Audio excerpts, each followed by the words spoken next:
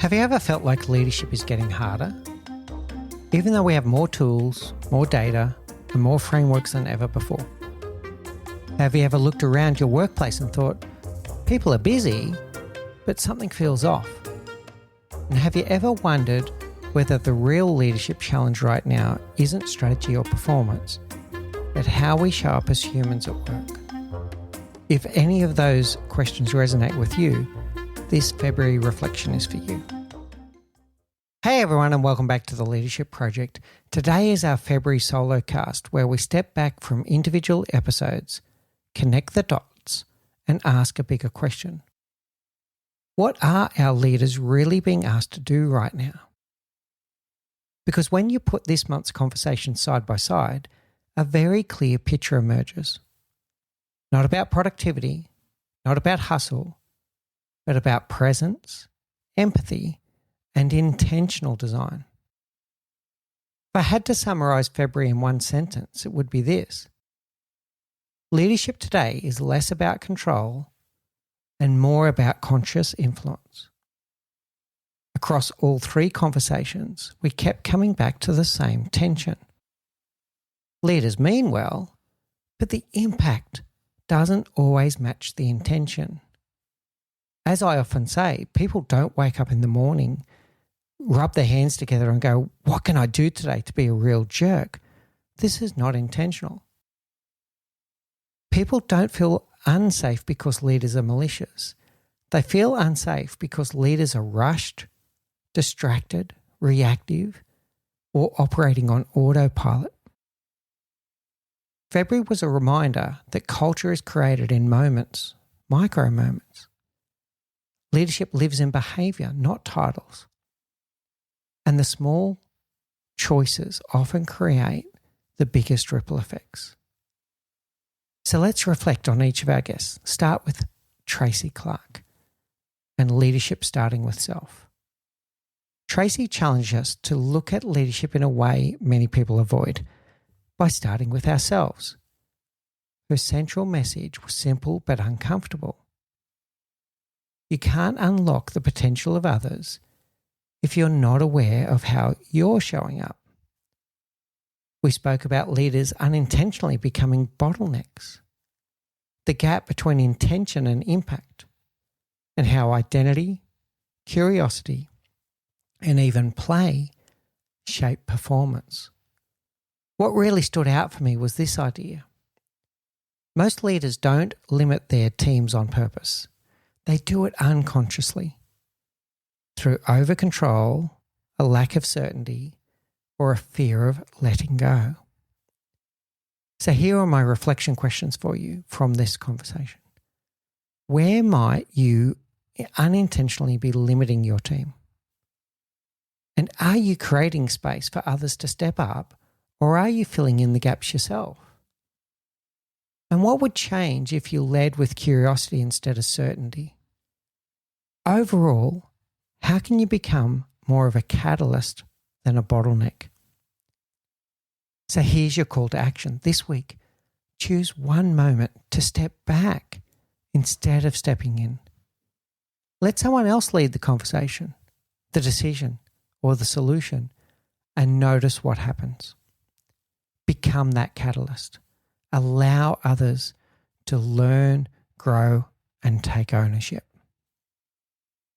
All right, on to Melinda McCormack, where we spoke about leadership being emotional work. The conversation with Melinda McCormack added emotional depth to the month. Melinda shared very openly her own personal journey of loss, trauma, and disconnection. And she reminded us of something many workplaces still struggle to accept. People don't leave work at the door. They bring their full emotional lives with them. We talked about emotional fitness, about empathy as a leadership edge, and the slow, quiet way people disconnect when they don't feel seen or safe.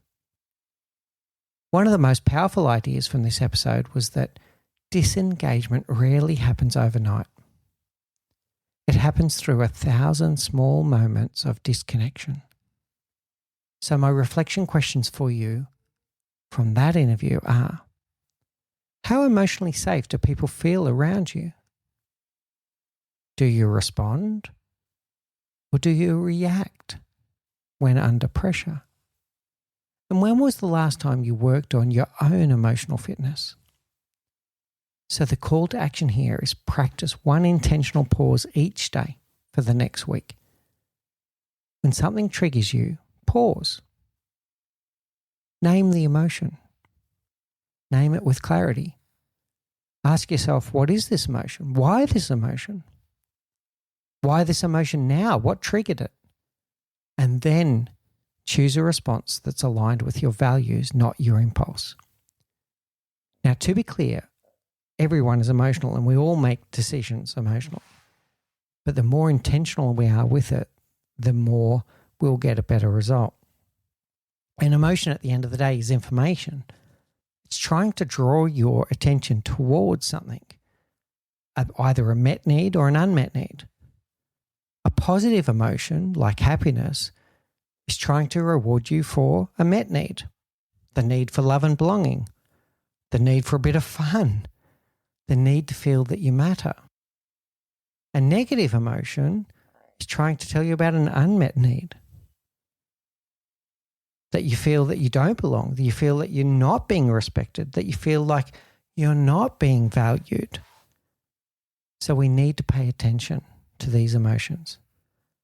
Notice the emotion, name the emotion, why this emotion now. And then choose a response that is aligned with your values, not your impulse. And that pause is where leadership lives. Okay, on to Rebecca Hines.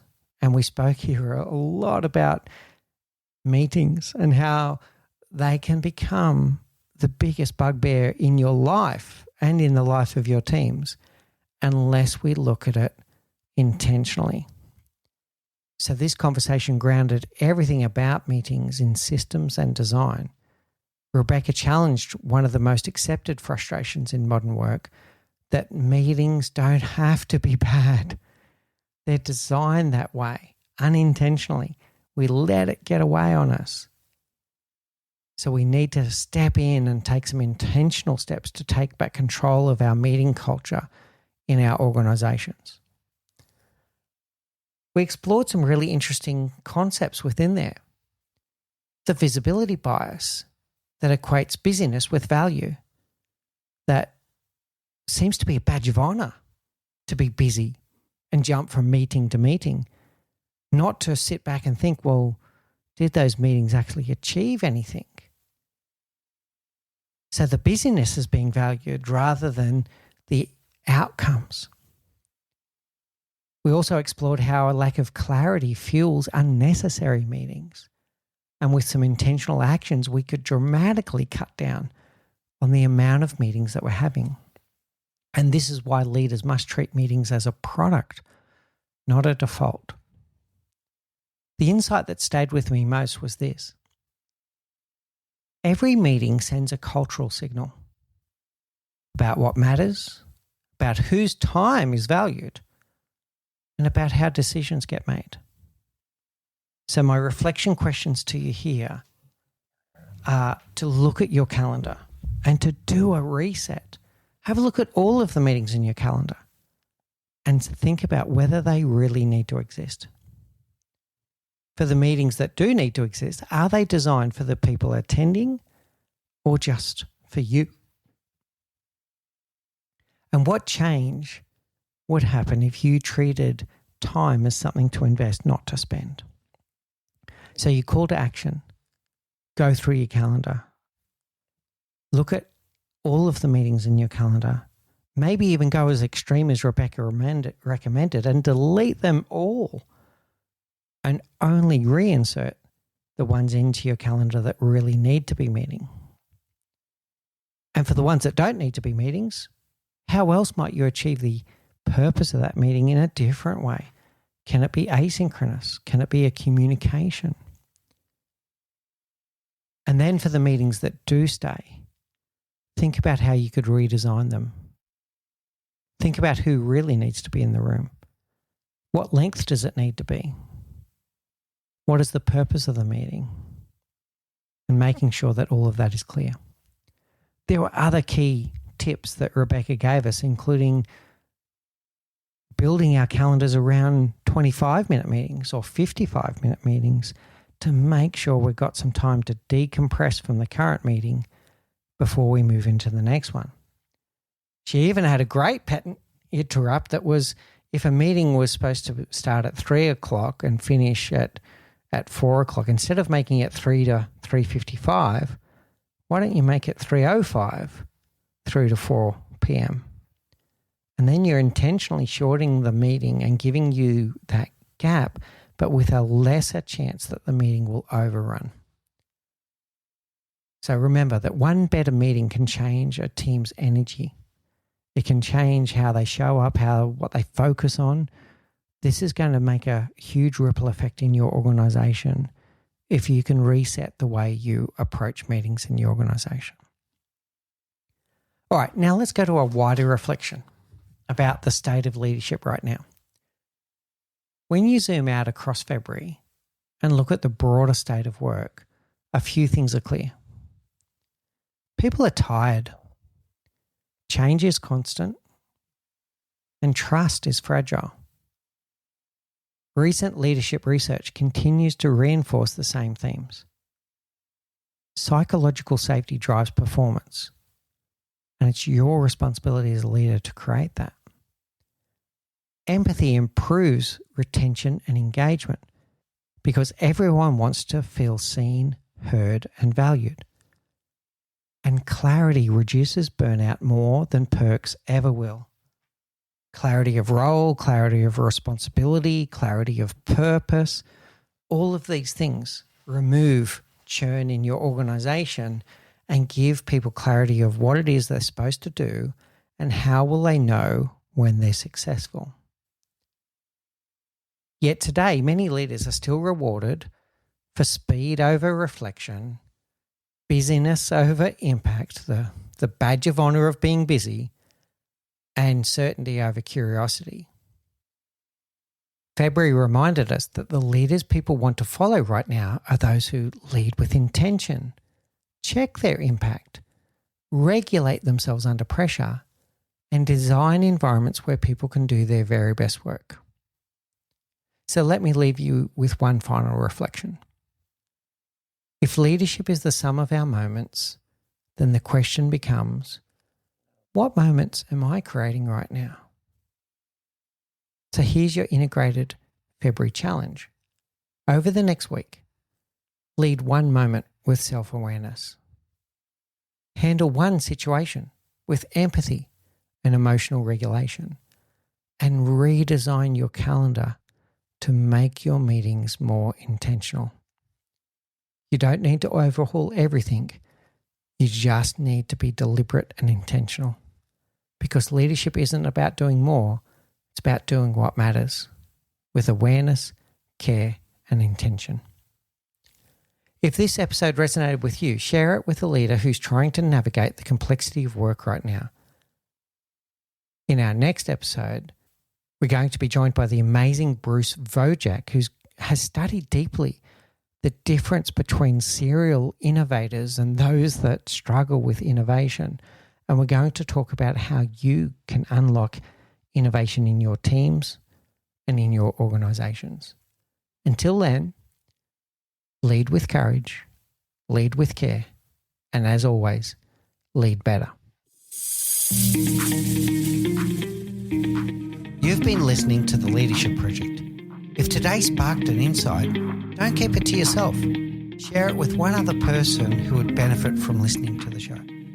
A huge thank you to Gerald Calabo for his tireless work editing every episode, and to my amazing wife, Say, who does all the heavy lifting in the background to make this show possible. None of this happens without them. Around here, we believe leadership is a practice, not a position, that people should feel seen, heard, valued, and that they matter, and that the best leaders trade ego for empathy, certainty for curiosity, and control for trust. If that resonates with you, please please subscribe on YouTube and on your favourite podcast app. And if you want more, follow me on LinkedIn and explore our archives for conversations that move you from knowing to doing. Until next time, lead with curiosity, courage, and care.